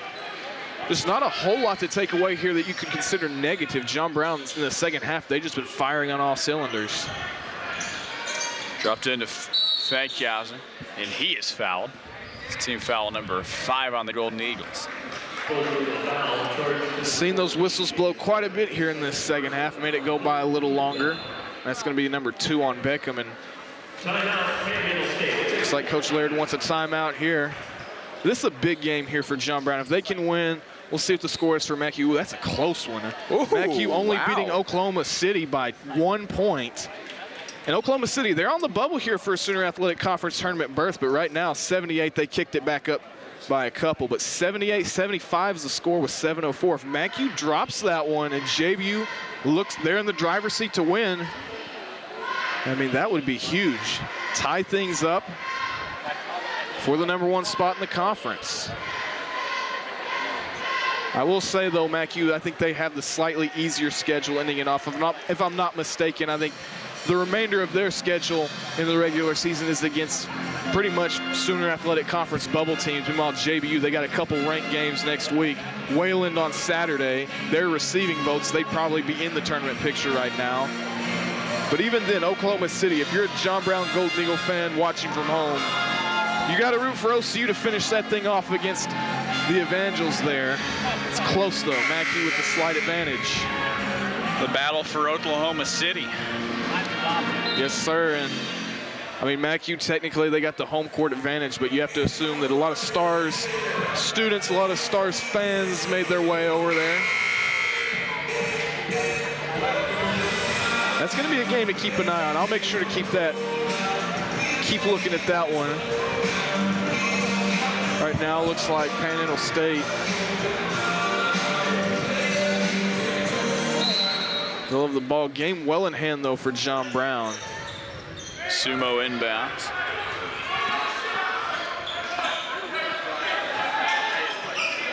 Guarded by James Beckham. Williams. Drop around Chapman. Drives baseline, he's turned away. 4 to shoot. JBU just really swarming the ball right now. Williams will take a deep 3, cannot get it to go. Rebounded by Denzier Carnes. Got it off in time, but again, just in a tough position, just had to chunk one up there. Kyrie weaving his way around to Harper. 3 is no good. Rebounded by Bailey. He goes down with it. He takes a shot, and he heads to the free throw line. And Bailey's just dominating the glass tonight. That's rebound number 12 for him, if I'm not mistaken. He'll go to the line now for a couple of chances to get him 20 points here on the night. Shooting, make both free throws. That'll be it, though, for Quentin Fankhauser. I didn't realize that was number 5. Ends his night with 4 points there. That's actually below his season average. And Fankhauser, one of their guys, I mean, he played quite a bit in this game. Large part of why he's fouling out with 7:44 left, and these Golden Eagles just do a great job at drawing contact and getting to the line. I'll give Fankhauser credit. That's tough. He had a tall task guarding Quentin Bailey. I mean, he's a freshman. Came right out of Goodwill High School, right there in town where OPSU is. And he's another one of those guys that if they can keep him there, if they can keep him home, then another key threat for him, a key piece. Just a very young team. And I have a feeling that they have a pretty bright future. I mean, obviously this year is kind of, you know, it is what it is, but next season, year after, they're going to be one of the better teams, I feel like. Quentin misses the second. JBU's defensive performance has really been something tonight. They lead it by 34, and OPSU with just 36 points. Only 12 points in this second half. There's Williams. He gets Beckham to leave his feet. He kicks it over. Chapman, corner 3. That is no good. It misses everything. Rebounded by Ellis. He'll pull it back. First shot didn't hit anything. Talking about the shot clock, but it didn't need to reset. It didn't hit the rim. They're going to conference over it real quick here. Yeah, I'm not really sure. Yeah, that ball definitely didn't hit anything. Regardless, this is going to give, they're either going to reset it, I guess, or give them 2 seconds, catch and shoot situation. Yeah, they put time back on it. Not sure why, but. Well, we'll give the refs a benefit of the doubt. It is 70-36, so ultimately it doesn't matter. Not worth the energy, really. So 7:15 to go. There's 16 seconds to shoot. JBU leads it by 70, or by 70-36 rather. Lead it by 34. They do not lead it by 70. Dropped into Holyfield. Top of the key, Ellis. There's DK Sumo. Guarded by Perrier. Almost broke his own ankles. Gets it back to Ellis. Holyfield, here's a back cut, and it doesn't go anywhere. It rolls on out of bounds, and it's JBU basketball with 7 minutes to go. Looks like Panhandle's going back in that full court. Surprised we haven't seen Coach Beshta go kind of to his bench. Looks like he will now more with Adam as Gearson. Have to assume we'll see a few others as well. Deep three there, no good. There's Nemanja Obradovic with the board. They get it to Stoles in the corner. Triple from Stoles, no good. It hits off the top of the backboard and rebounded by Ellis. Chapman in the corner. Back out, DK Sumo, top of the key. Holyfield, guarded by Obradovic. To the left side comes Holyfield. Jump stop, baby hook. That's off the back iron and no good. Rebounded by Ira Perrier. Ira brings it across the sideline to Beckham. There's the Euro step from Beckham. He took an extra step and it's a travel. This is James's signature move. He just got an extra step in there. It looks like they're going to the bench now. Kobe Robinson coming in. I don't think we've seen him at all during conference, at least at Bill George. Nice to see him get some minutes. Soon we'll see Braden Bayless here in just a second. Cover athlete tonight on our program.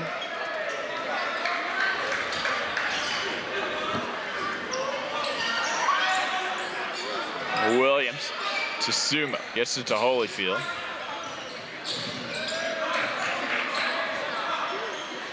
Dropped in Holyfield. Williams, guarded by Asgearson, puts it on his left hand. He's slashing in. Had it tipped, but great finish from Williams.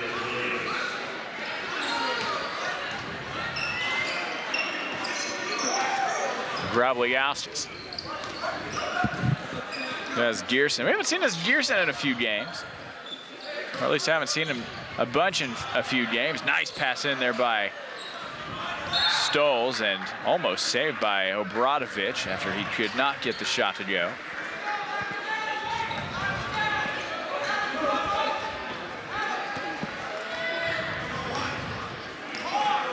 Brought across the timeline, it's Williams.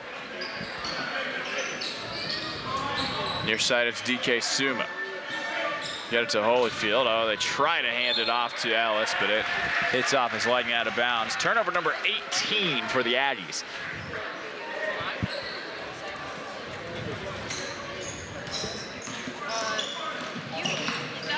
Across the timeline, Grabligauskas. Just over 5 to go. It's 70-38. This one well in hand for the Golden Eagles. Adam Asgearson picks up a screen from Obradovic. They drop it down low to Nemo. He cannot finish. Tips up and in his own shot. JBU really dominating on the glass, and that's rebound number 40 for the Golden Eagles to OPSU's 15th. Just pure dominance on the glass, and a lot of those have been offensive rebounds. They got 18 offensive boards. Looks like they make a move now. Braden Bayless coming in. Bayless in. It's Hutchings, Bayless, Stoles, Robinson, and Asgearson on the floor for the Golden Eagles. Almost entirely rotational guys other than Hutchings. He's their 6th man. Maybe he was out-rebounded OPSU 40-14. It's 72-38. Chapman, there's Ray. 3 from Ray, just a little bit long. Rebounded by Stoles. What a fight for that rebound. Hutchings across the timeline. 4:28 to go. It's Hutchings. Bounce passes it into Bayless. Bayless, baby hook. Oh, it rolls out, but there's Stoles for the board. He goes back up with it. Strong take by Nate Stoles. And Stoles showing why he's earned those minutes. Gone in, got the board. He's got 5 points in this one as well, considering the minutes. Pretty nice game for him. Chapman, guarded by Bayless. Crosses over, steps back, jumper, no good. They swat it back out. Chapman comes away with it. It's Ray, a 3 from him, no good. Rebounded by Stoles. Picks up his dribble, hands it off to Kyrie Hutchins.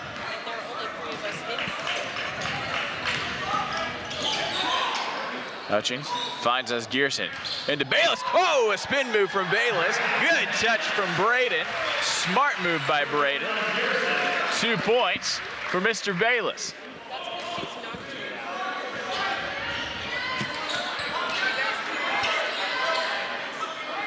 It's Chapman. Guarded by Bayless, top of the key. Here's Ellis, that shot, and it rattles out. Another rebound. It's Braden Bayless this time around.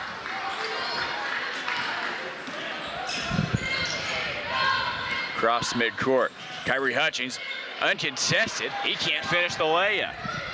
It stays 76-38. DK Sumo kicked out. Jalen Williams, that three is well off, and out it goes. JBU basketball. John Brown getting possession here. Looking at the MacU Oklahoma City game, it's still pretty tight. MacU getting a little bit more of a lead on him. 91-85, 2:02 left. It's MacU. That would be, I think, what, the fourth straight game MacU has really been brought to the brink. Yeah, I mean, they only beat Wayland by 2. Should have lost to Sagu, but they fouled a MacU player there from three-point range, gave him 3 free throws, and they got the win. Only beat Texas Wesleyan by 5, so. Inside Bayless as Gearson. Hutchings puts one dribble down, then takes a three. Good for Kyrie Hutchings. 8 for the man from Cali. It's 79-38.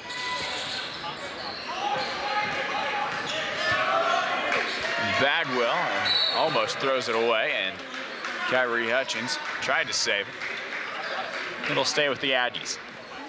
John Brown has quietly had a great second half from defense. Only 14 points they've given up to Panhandle State. And DK Sumo, meanwhile, as well, just has had a quiet second half. He's got 17 points overall, but most of that's coming from the first half of play. Ray throws that one away. It's Kyrie Hutchings. Yet again, it's Kobe Robinson. Robinson for 3. That is good. Kobe Robinson knocks it down. Everybody's getting involved at Bill George. 82-38, John Brown Golden Eagles.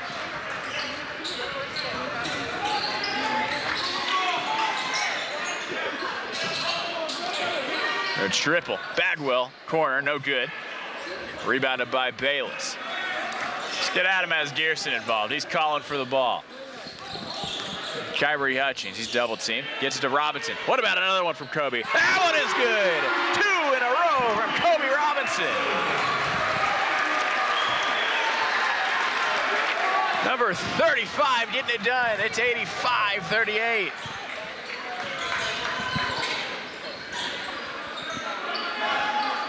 Ray puts it on the hardwood, driving the baseline. Then it gets it back to Bagwell. Bagwell fires one over to Williams. He's in the corner.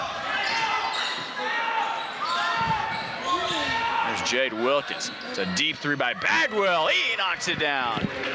That was a deep 3. He was almost on the bench when he was shooting that one. Under a minute to go. JBU up 44. Hutchings crosses over, and with the left hand, nice and smooth. That's 10 for Kyrie.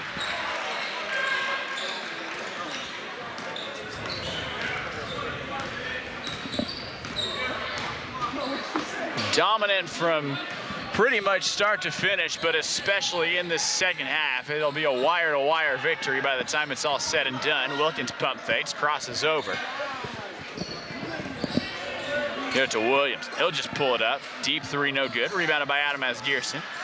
Hands it off to Kyrie Hutchings, and that one should just about do it. Kyrie will dribble it out.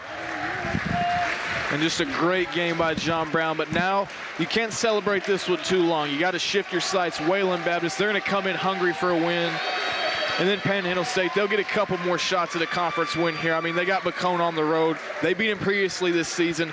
Then they got Southwestern Christian and Oklahoma City to end off the year. But a great win for John Brown. 87-41 the final. A dominant victory for the John Brown Golden Eagles. They put together an absolutely pristine second half, and they win it by 46 here at Bill George. They outscored them 50-17 in that second half. Just put it on them, and I mean, that's the thing, for like the last 7 minutes or so, it was with John Brown's role players deep in their bench, and they were still putting it on Panhandle State. It just shows that, I mean, this Golden Eagle team was ready. They fired up, they were ready to go, and they were kind of slow to start things off, but they really picked up steam, and they showed again why they're a really dangerous team. 87-41, and Ori, some fun things are happening after the game tonight. It is a little late, it's 9:30, but 2 intramural championship games happening for the JBU students. First, the women's intramural championship, intramural basketball championship, and then the men's game happens immediately after. They might finish at midnight tonight, but they're having a good time here at Bill George. Hey, you know, it may be a school night, doesn't matter. You got to go out and get that championship. And no one goes to bed before midnight in college Not at anyway, all, not if we're at being all. honest. 87-41 the final. Ori, any final thoughts before we hear from Mr. Beshtick? Great game, great performance by Quentin Bailey. Went out and got himself a double-double, 19 points, 12 rebounds. I mean, this is a game JB they went in and they expected to win. I expected them to win, but you have to like how they still took this game seriously. They went out, they played their brand of basketball, and it showed. They didn't bend to Oklahoma Panhandle State's will. They went out, they played their game.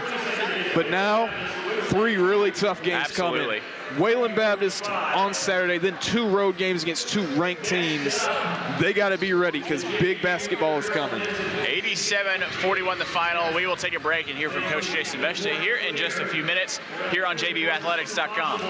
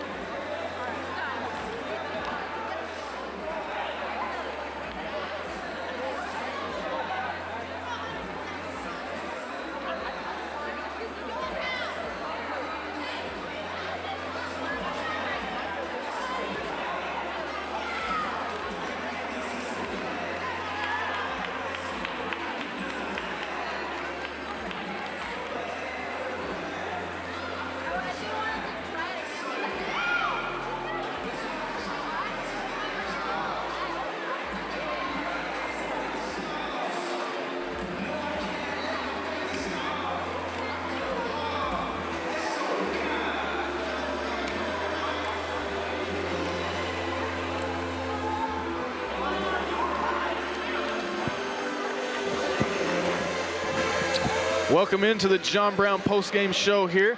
Final tonight, JBU takes a dominant win here against Oklahoma Panhandle State, the final 87-41. I'm here with the winning coach here, Jason Beshtick. What are your thoughts on this one? Just a great game by your guys, a dominant win, 50 points in that second half while holding the Aggies to just 17. Yeah, I mean, I thought that was kind of the tale of the night for us, as we were really committed defensively. I thought we were really solid with all of our principles all the way through tonight. You know, even looking at like the first half tonight, when they got some of their points, we thought about a third of them came from our turnovers and leading to some transition buckets. But in the half court, we really did a great job defending. You know, we talked about it prior to the game that we wanted to see if we could, you know, actually make a stretch goal of let's keep a team to 0 offensive rebounds. And we were there at half. I think we were there until the last couple minutes of the game when they got their only 2 of the game, and we just had a really dominant performance, I thought, defensively and on the glass. And yeah, just going back to the glass, I mean, 47 rebounds, 20 offensive boards. That's more than Panhandle State got as an entirety, 16 for them. Just how big was the battle on the glass? We saw guys like Quentin Bailey, Denzier Carnes, Nemanja Obradovic, all have great games out there. Just how much do you think that gave you guys an advantage here tonight? I mean, that's big when it gives us great confidence for those guys going forward, for our bigs to come in and especially lead the way for us. I mean, with our fives, with Quentin getting 6 offensive boards, Nemanja with 7 offensive boards. I mean, those are really special performances, and just offensive boards speak so much to your effort level. And you just got to be tenaciously going after it time after time and willing to mix it up and get physical in there. And I thought those guys did such a good job of that tonight, and set such a great tone, because I thought we did that early on in this one and had some second and third chance opportunities and possessions, then got it kicked out, moved the ball around, and got some great shots. And just, I think that speaks to who this team is, you know, that gutty kind of play inside, not afraid to mix it up, and then we're really patient. We're selfless in the way that we played, looking for each other and celebrating, you know, the great plays each other makes. Another thing I wanted to bring up here is this was a game where you got to go deep into your bench, deep into the rotation. Just what type of confidence does it give you guys to go out and be able to put somebody like Kobe Robinson and see him sink a couple threes and build on that, especially against a conference opponent like Panhandle State? Well, I mean, that's important for you, because you never know who you're going to need and when. And we always talk about that, and always talking about being ready in case your time comes. And I thought the guys, you know, coming off the bench tonight did just a phenomenal job with their minutes. You know, we always talk about, we want to make sure there's not some kind of letdown. You know, a lot of times you're coming in for a guy who's tired, so he's coming out. You're going in fresh. We need to lift up the energy. And we talked about that at one point in the second half, when we started to kind of make a run to push this one out. And I thought our subs came in and raised the level of energy. You know, I talked to, you know, Nathan Stoltz at halftime about that. You know, honestly, you can't come in and kind of be a Band-Aid of time for us to get through until Denz goes back out there. We need, you know, what you can offer. And he came in and was aggressive, and he was just really good for us there in the second half. You got a chance also with that to give some of your guys, some of your starters a rest here, but you got a big game on Saturday, not a whole lot of time here to just reevaluate and get ready. Only 2 days from now, you got J.J. Culver, the leading scorer in the conference, coming to town with Wayland. They're hungry. They're kind of on that NAIA tournament bubble. Kind of preview that one and what to expect. Yeah, you know, they're a team that plays extremely hard. They're one of the best, if not the best, defensive team in the league a lot of times. They make it really hard for you to score. If you would watch the game out at their place, I mean, a lot of people coming up to us, even their fans, and talk about, man, if you like good defensive basketball, that was a great game to watch, because both teams really got after things defensively. But this is an important game for them. I mean, I mean, just like it's important to us, it's not like it's not for us. I mean, we're still trying to push for things, and we're trying to get better every night out there. We're still, you know, we're game back from MACU, and we're still trying to push behind them for a conference title. But, you know, there's always got to be a sense of urgency for any team right now. And when you've got, you know, some great players that can go off for a lot of points any given night. They don't just have Culver, but, you know, Nobles has been really good inside for him scoring. And a couple other guys are just capable. We've seen some big nights for them, and that's scary, because if they get going, they hit shots. I mean, they're as good as anybody out there, with as good as they defend on top of that. So the nice thing is, like you said, we were able to rest some of our starters some minutes tonight. Didn't have to go heavy minutes for them.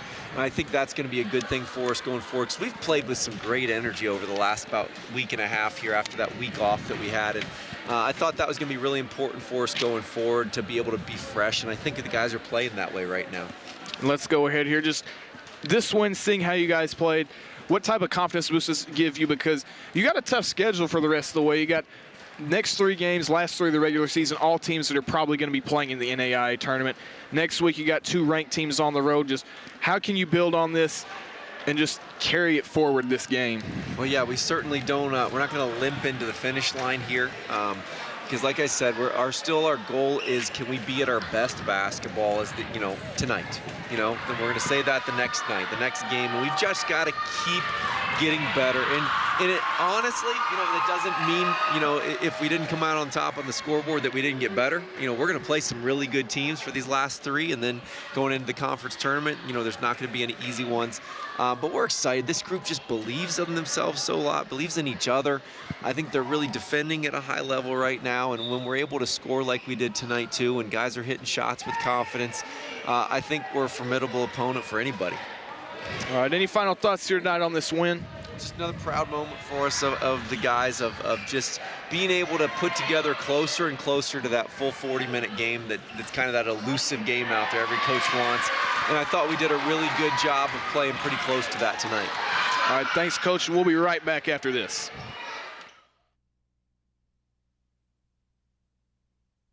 We knew that trying to start a new Christian radio station today would require doing things very differently. So we set out to change everything about Christian radio. Cheesiness? Gone. Expectations for perfection? Gone. The same 5 songs? Gone! Seriously, we just blew it all up and started over. We got real. Real FM is a place for authenticity. We play a mix of alt-pop and hip-hop music. And honest, in-depth conversations about what it means to be a Christian today. Listen today. Listen right now. You can listen. Stop what you're doing and listen! That's the one.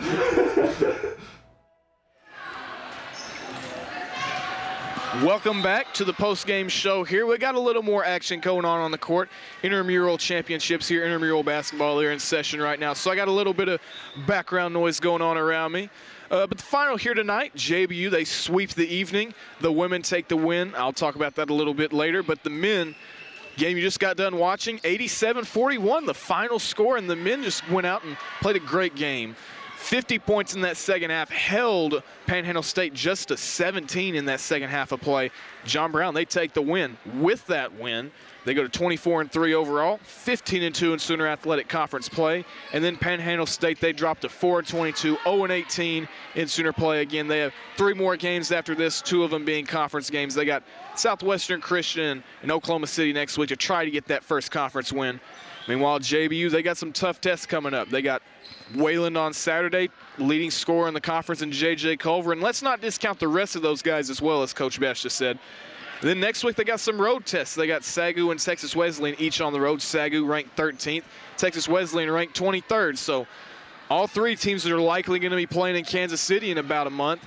John Brown also in that picture as well. But, I may have said it earlier in the broadcast, but these next few games are going to be really the difference between playing a team like Pikeville, who has a losing record in conference play, or playing some other team in the tournament like maybe a MACU. They want to kind of get the best matchup they can. That makes these games so important.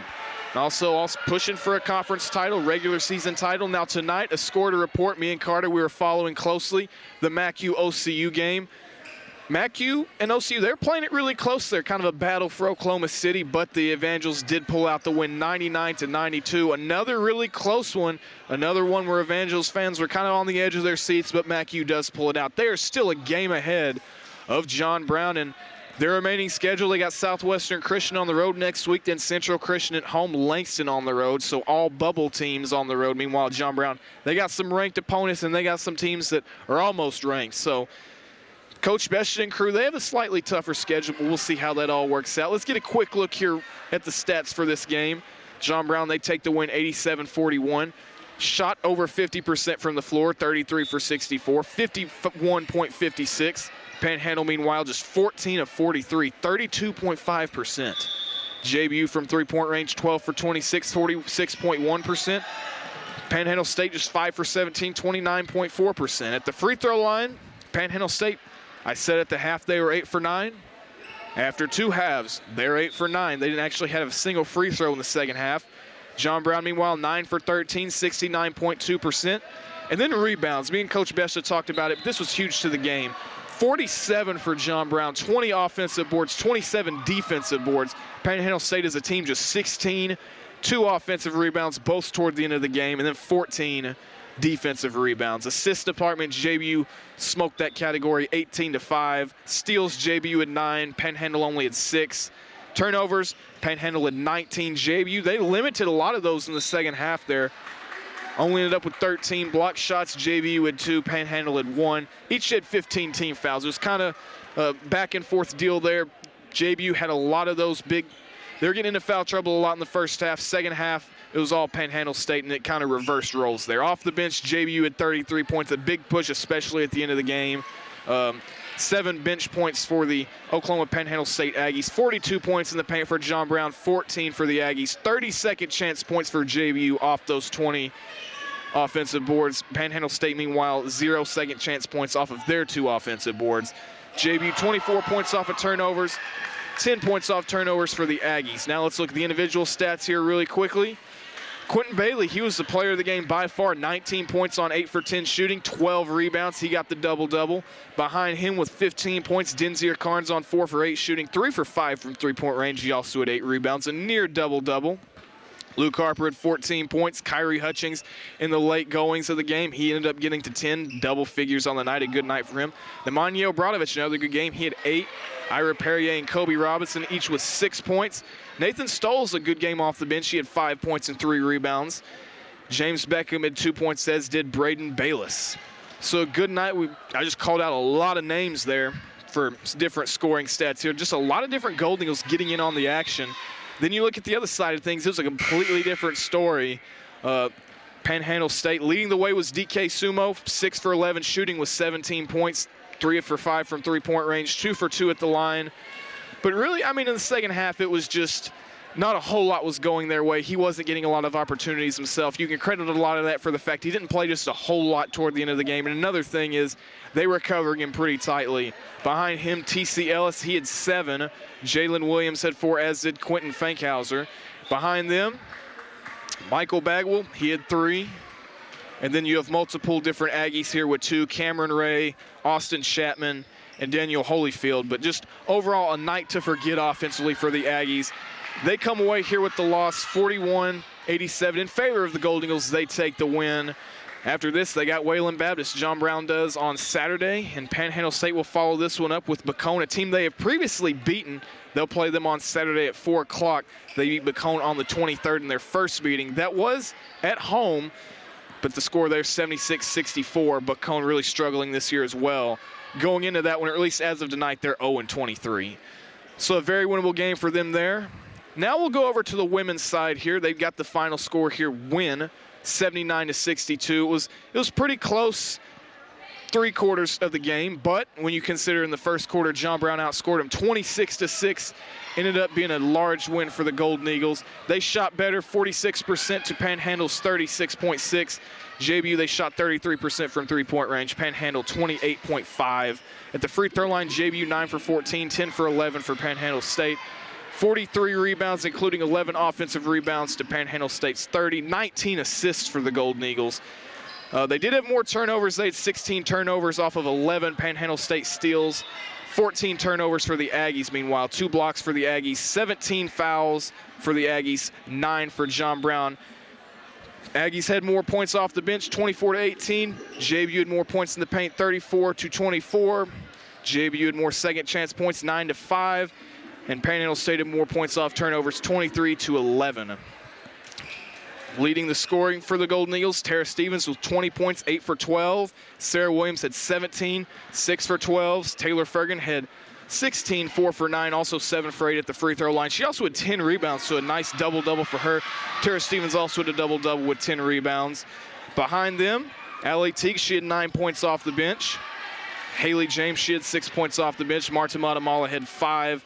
Then Jessica Goldman and Jordan Martin each had 3 points. And then you look on the other side of things. Panhandle State, they also had a pretty good game offensively. Shea Audrain, she led the way there, 15 points. Naomi Rodriguez also had 13. Good games also by Kasha McCaskill, 8 points for her. Kaylee Morgan, she also added 8. 7 points for Vanessa Gonzalez. With the win, John Brown advanced to 9-17 on the year, 5-12 in Sooner play. With the loss, Panhandle State fell to 5-22, 0 for 18 in conference play. Again, they'll have 2 more shots at home next week. JBU, meanwhile, they're a game back. The final score for the Langston and Sagu game, determining who they would be a game back from. Langston took the win, 76-75, a close game there. They entered the final quarter of play all tied up, but the Langston Lions, they took the win. So now Langston, they just have to win one of their last three to clinch a spot in the conference tournament. Meanwhile, Sagu, they're only a game up from John Brown, and they play each other next week. So JBU could tie it up potentially, but as Coach Sardiquist said, the games against Wayland is going to be really important. And the game against Texas Wesley next week also going to be important. They probably have to still win 2 out of their last 3 to even have a shot at it. Best bet is still probably winning out.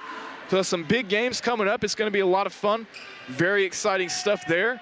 John Brown, though, they take the win tonight. Both games, women by a score of 79-62. And then the game you just saw, the Golden Eagle men, they take a big win, 87-41. Make sure again to tune in Saturday. I'll be back on.